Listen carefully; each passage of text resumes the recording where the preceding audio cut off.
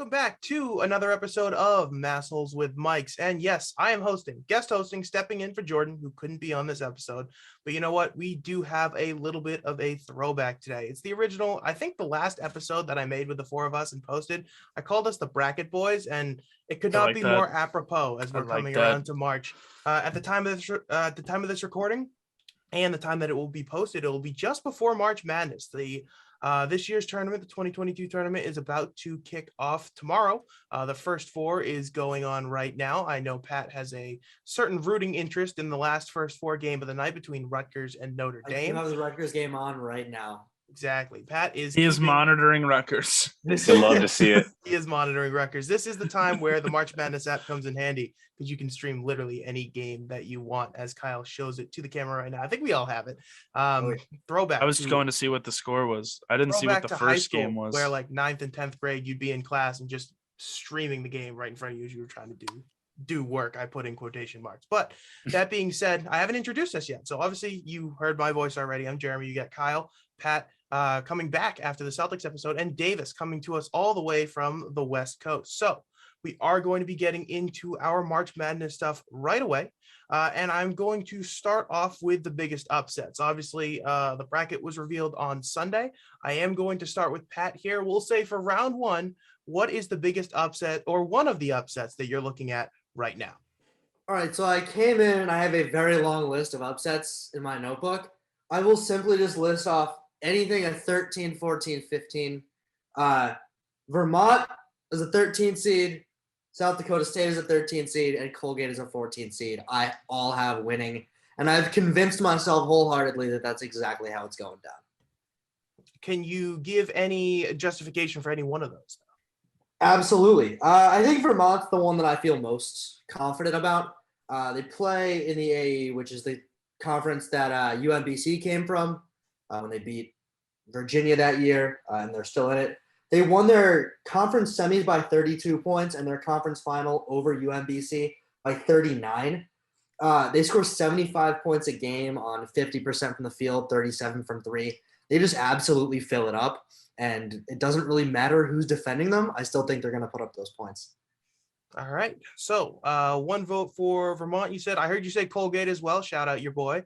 Yes, Tucker. sir. How many points talk? So that would be upsetting Arkansas and Wisconsin for those interested in the actual bracket matchups. Very bad news for me, but I'll get to that a little bit later. Kyle, any upsets that you're looking at right now?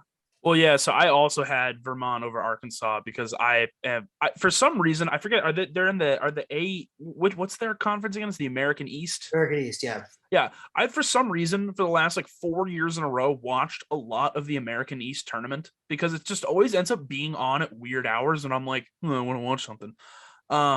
Because the year that UMBC won, I had watched the American East tournament that year and saw UMBC were a really good basketball team. And I was like, I don't know why they're a 16 seed. They should be like a 14 or a 13.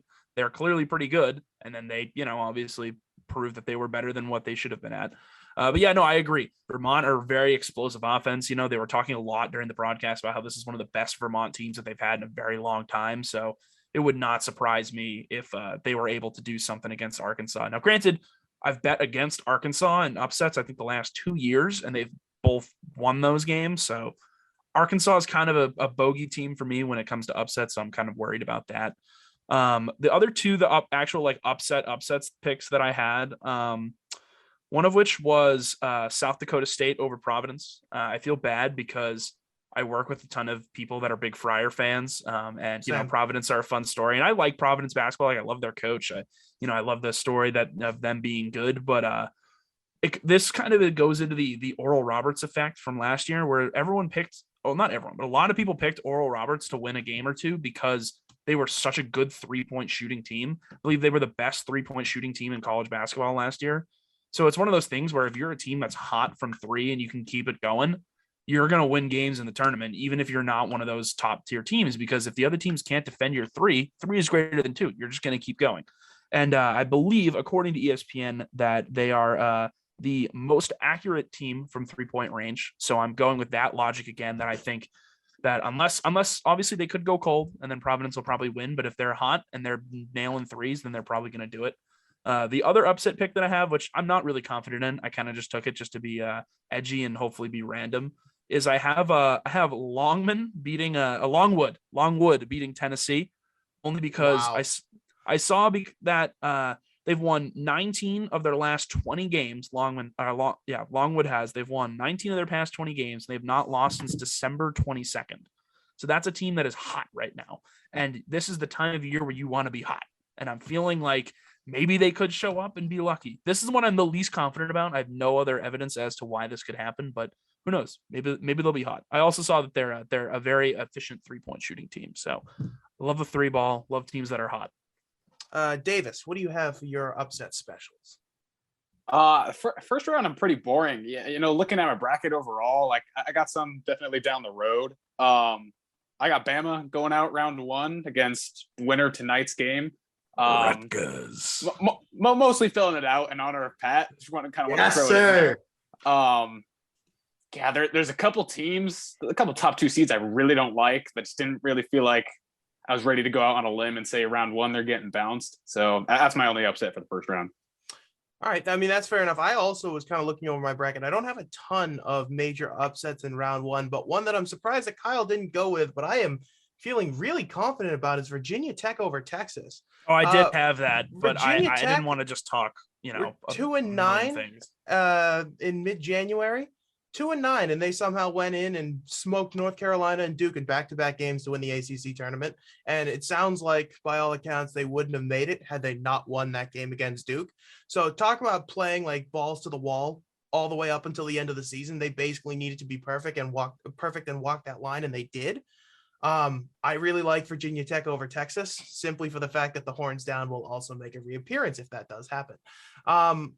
I didn't really have any other major upsets. I really feel good. I just wanted to say in round 2, I will kick us off there just very quickly. We don't have to go too deep into round 2, but I feel very confident for some reason in Murray State over Kentucky. I like that. I know Murray State was 30-1. Murray State is in Kentucky. Yes, exactly. They're facing John Moran alumni. I agree with Davis. I don't like a lot of the number 1 and number 2 seeds, especially, and we can get to some of that in the bottom right bracket. You got Auburn as a 2 seed, and you put your money on them not to win it. I think you'll be just fine. Nobody believes in Auburn, nor should they at this point in the season. But I like Murray State in round 2. I like them to make a pretty decently deep run, I'll be honest. So I'm interested to see what you guys think about that. Let's go reverse order here. So Davis, I know you talked about round 2. What do you got there? I mean, you said the big one is Auburn. I mean, watching them in the last month, I don't know how anyone could be confident in them right now. I got them going against USC too, and that's a team I got to watch a little bit this year, and I know they got a lot of athletes. So that's probably my biggest one. But I like UCLA over Baylor. I told you early on some Pac-12 bias coming over here, but watched a little bit of the Big 12 this year. Kansas is Kansas, whatever, but I don't know. Not impressed by Baylor. I also just want to say USC apparently has 4 guys in their starting lineup, 6'9" or above. I mean, that's like playing Jason Tatum at the 2 in a starting lineup, which is Seriously ridiculous. Obviously different body types, but if you want to put that height into perspective, that's pretty nuts. Kyle, any later round upsets that you just want to highlight quickly? Oh, my round of 32. I got some really funny upsets. I have South Dakota State winning 2 games. I have them beating Iowa as well.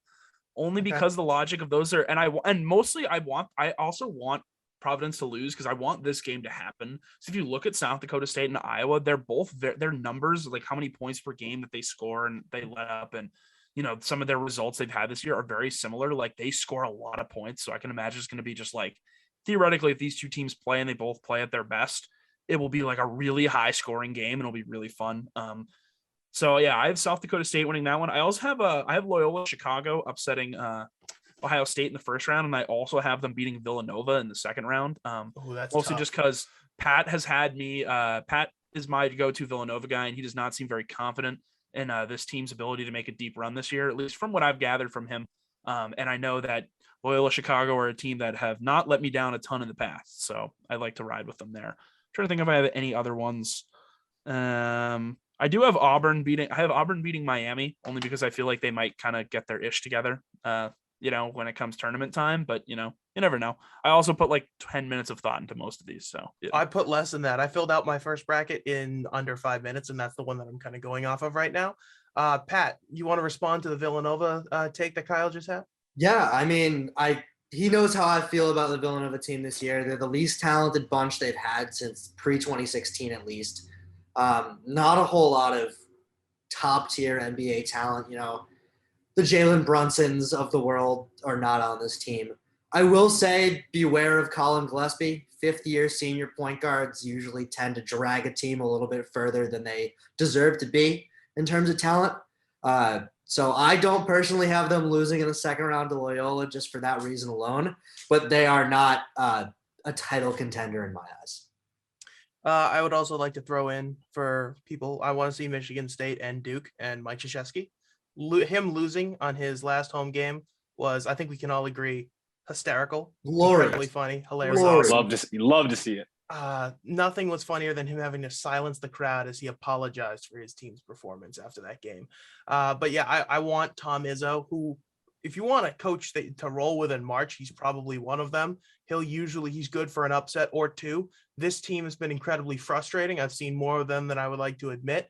So I getting past Davidson is going to be a challenge in and of itself. Ironically, I think I feel better against Duke for them than I do against Davidson, which is very weird to say, but honestly, Duke hasn't been very overly impressive either this year. So moving on, we're going to go to kind of a different tact here. We'll go dark horse. So a team that you think is primed for a deep Final Four run. I have yet to lead with Kyle on any category here, so I'm going to let you start. Give me one of your Final Four teams that is maybe a little bit under the radar and you think could upset a couple teams, Steven. I mean, I wouldn't necessarily say they're under the radar because they're like a top-ish seed, but I have UCLA in my Final Four. They pretty much brought back the same group they had that went there last year. I like some of the matchups they're going to get along the way because, like, I'm kind of with I'm with Davis, where I don't really buy into Baylor that much. I think that I have them playing Indiana in the second round because I guess because they won their game today. That's why I put them there, because I thought Indiana was going to win. Awesome. So I have them beating them, and then I have them beating Purdue. Unfortunately, my Purdue Boilermakers, because they have been, while they've been good this year, they have kind of faltered in some big games. So I can't imagine them going super far. One team that I do kind of have making a dark horse run is I do have Loyola Chicago in the Elite Eight, just because I love those Ramblers, baby. I mean, if they get past Villanova, I mean, it absolutely makes sense at that point, because I believe you also said that you had Longwood upsetting Tennessee, and they're the other high seed in that little bunch there. So that makes a lot of sense. I don't know why I have that. I really should change it. But I kind of love 24 hours. But at the same time, like, let's keep it, because if Longwood wins, you'll never live with yourself. No, I know, and it happened to me in 2017. I had Yale beating Baylor, and I was like, day of, I was like, there's no way they're beating Baylor, and I switched it, and then they friggin' did, and I regret, and I also regret not I regret being a coward and not actually picking UMBC against Virginia when I said it was going to happen. You called it. Davis, dark horse, deep run. We touched on them a little bit, but I really like USC. They're a team that, if you look at their schedule, they beat who they're supposed to beat. They lost to who they were supposed to lose to. Sometimes all you need is just freak athletes. And you already mentioned the height. And if everyone goes nuts, a run just kind of comes together. And, I'm working with limited knowledge here, obviously, but I like what I've seen of them. And I think if you have a bunch of athletes in one squad like that, you can turn some heads. I agree with you. I may have them losing in the first round just on principle, because I can't root for USC at all at any capacity. And why is that? I do agree. I do agree, and I do see them potentially being like, because there's always one weird team that goes far and makes the Final Four. There's always one like team that's kind of outside the box, and they could definitely be that. Just because, like you said, they have the athletes to get there. All right. Yeah. Sorry. Go. It's funny too, because I was going back and forth. I ultimately went with them. I almost went with Iowa, that same side of the bracket. Every year I do this. I don't know why, but I think, man, is this the year Iowa basketball is going to do something? And then they end up letting me down. But Didn't they lose to Oregon last year? Watching them in that tournament though, like This is a very different team than last year's team, I will say. Yeah, and I mean, Kyle, you said yourself. I know they're scoring machine at times. I couldn't quite do it though. I've been burned too many times. They're gonna lose to South Dakota State, baby. Iowa Probably. and 99 to 96. Iowa won both of the Big Ten tournaments, the men's and women's, because they have Caitlin Clark on their women's team, who's an absolute flamethrower. Pat, your dark horse. Yeah, I mean, I guess I have two now that you boys have trashed on one of them. My big dark horse is Virginia Tech to the Elite Eight. Yeah, they I have have the that. perfect build of a collegiate run. They've got athletic wings, a couple flamethrowers, and a fifth-year senior point guard in Storm Murphy, who has the tournament experience. He's been there a billion times by now. Pat loves his fifth years. Yeah, they control the pace. They prevent the other team from doing what they want to do as effectively as they want to do it. And they win games that are close. So I'm a big believer in this Virginia Tech team. And I also, Final Four team, since you wanted a Final Four team, I kind of like Auburn. Wow. Walker Kessler is kind of that guy. He had, at one point, future more Nick blocks Walker by himself. Kessler.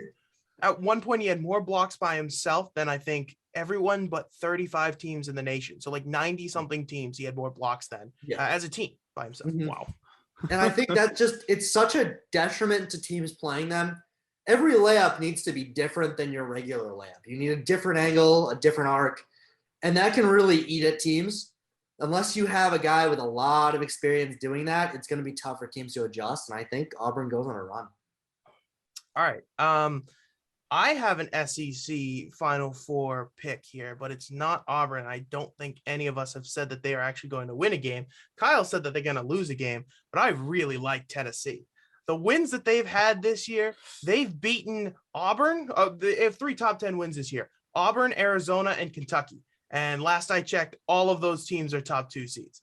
So I really like the odds. If Tennessee won the SEC tournament, they took care of the Aggies who didn't make it. Unfortunately, they were in the NIT. But I really like Tennessee. Rick Barnes. There's not many college head coaches that I know. He is one of them, ironically, which makes no sense because it's not like he's won anything. But I know his name, which should tell me a little bit about him, as in maybe he's good enough to go pull out a win or two.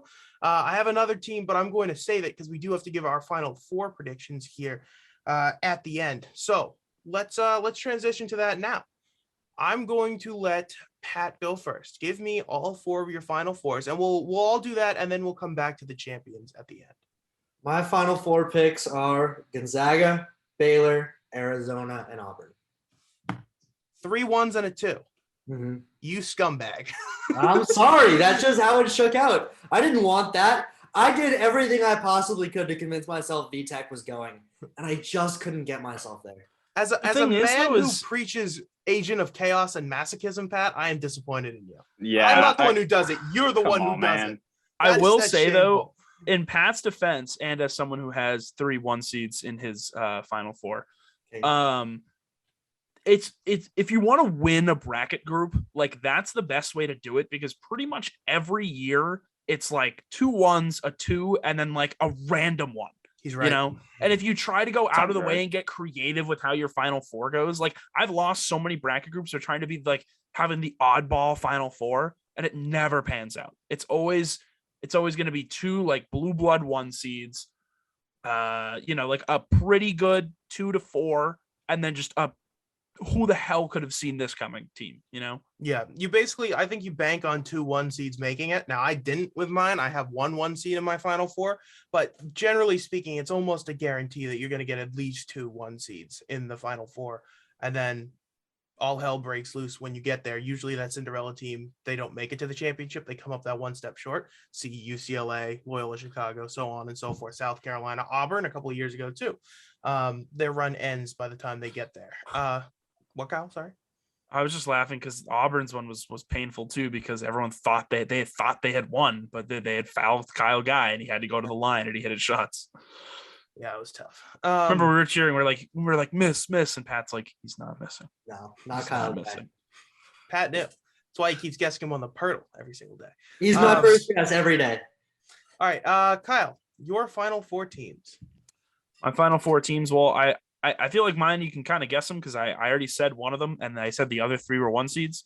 I have Gonzaga facing off against UCLA, rematch of last year's, arguably one of the greatest college basketball games of all time. And then I have Arizona and Kansas facing each other. Pat has really talked me on to the Arizona ledge here, and I've bet on Really? Arizona in the past and fallen apart on them. But Pat has really talked me into liking that squad. That's interesting because I don't believe in Arizona whatsoever for whatever reason. I don't know. think they're the most I don't feel consistent it. team this year. All of their losses you can track back to injuries or COVID protocols or something. Yeah. Every time I say Concrete. something It's like not up this, in the air with them. yeah, every time I say something like this, the team that I think is not going to do well wins. So honestly, I should be picking I'm Arizona. glad to hear win. that. I might glad to make a hear that. fourth bracket and throw that in there. No, don't However, do it. one Keep bracket, doubting them. be an adult, Keep one bracket. doubting them. Keep doubting them. Okay, I could make an all spike bracket though, Kyle. I wouldn't really believe in them at all. Still, it's just kind of putting it out there to see if I would do Okay, well okay. among the masses. Davis, your final four. Like Kyle, I got Gonzaga in a rematch with UCLA in that first matchup, and I have Arizona with USC in my other matchup. Really? Do you live in LA? I've also. What's up? Said, oh, really? Do you live in LA? Do you live in California? Oh yeah, no. Is it Pac-12 country? Can't tell. Oh yeah. But yeah, I've also kind of bought into the Arizona hype, which kind of pains me to say. 'Cause I have an irrational hatred for that team. Like about 6-7 years ago, when I want to say they beat Xavier in the Sweet 16. Bunch of drunk Arizona fans right in front of us, UOA, and yelling about every single call. So from that moment on, I've never really liked the Wildcats, but yeah, I don't know. If you watch them, it just feels like anytime they've been in trouble in a game, they've managed to hit some second gear, which, I mean, battle of attrition through the entire bracket. I think that's what it's going to take to pull you all the way. You had I know we ran a story for the company that I work for now about Arizona State, and it was basically like every single one of their players speaks a different language or close to it. They brought in a bunch of guys from international programs, and it's just been different this year. They also have a Gonzaga assistant running it. There's another story about how they have Gonzaga assistants. You got Mark Few, obviously, the guy down in Arizona. There's the guy in it's gonna annoy me. I don't remember who it was, but they got a third team in the tournament, and then whoever Cal State Fullerton beat, Long Beach State in their championship game. They almost had 4 separate Gonzaga assistants coaching in the tournament this year, which would be very impressive. Yeah. Talk about a coaching tree. My final four. I have. This is very painful. Pat and Kyle, right off the bat, knocked off 2 of my final four by saying like, "Oh, they're gonna get upset." The very first segment that we did, I have the Muss Bus making it to the Final Four with Arkansas. I really like Arkansas for whatever reason. Muscle is a good coach. I don't hate it. They're a gritty team. Arkansas are always a good team. That's why, but they always ruin my upset picks. Like I'm like, oh, this team's gonna win, and then they get matched up against the friggin' Muss Bus. The Muss Bus goes in, and he made it to the Elite Eight last year. Can't remember who he lost to. I think it was UCLA, wasn't it? Because I think UCLA beat Bama. When overtime, I had them right? losing in the first round to Colgate. Yes. Yeah.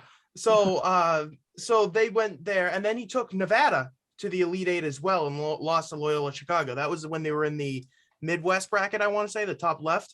Because they would, for whatever reason. Anyway, I really like Eric Musselman, and I like his chances in the Final Four. He's going to get to face UCLA.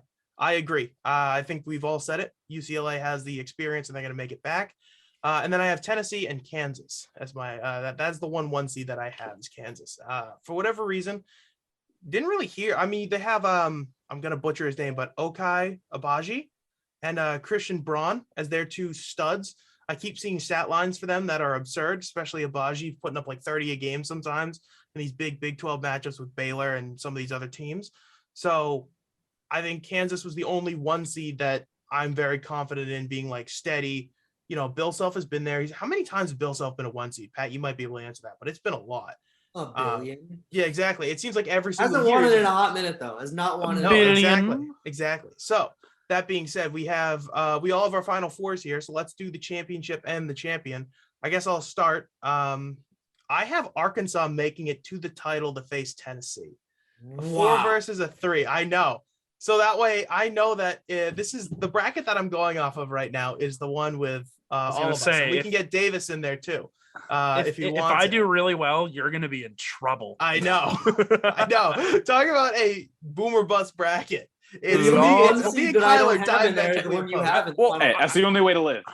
I will say Exactly. also not exactly a boomer bust bracket because I have Vermont and Longwood winning those games. Yeah. We'll probably have like less than Longwood, I 5% still don't know chance what of you're winning. doing there. But Dude, I'm telling you, they're hot. They shoot the three.